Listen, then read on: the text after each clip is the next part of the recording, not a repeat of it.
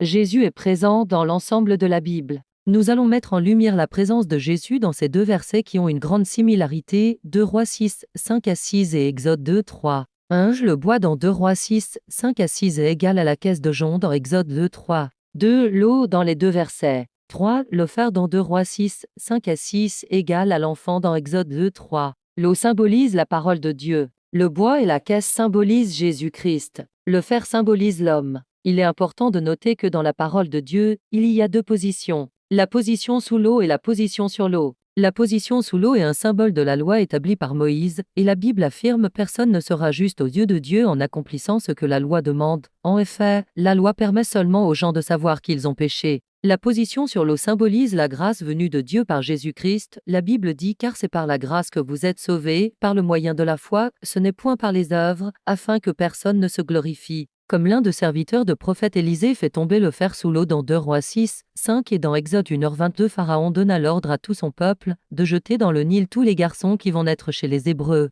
Cela symbolise la loi de Moïse qui peut sauver personne. Dans 2 Rois 6, 6, il a fallu la révélation du prophète Élisée de couper un morceau de bois pour le jeter à l'endroit où est tombé le fer, afin qu'il puisse surnager, et il a fallu la révélation de la mère de Moïse dans Exode 2, 3 pour prendre une caisse, mettre son bébé et le déposer sur l'eau. Et le fer et l'enfant ont été sauvés par un bois qui est une préfiguration du Christ Jésus. Alors, est-ce qu'il y a encore des raisons de se vanter? Non, pas du tout. Pourquoi donc? Parce que ce qui compte, ce n'est pas d'obéir à la loi, c'est de croire. Crois en Jésus-Christ, tu seras sauvé.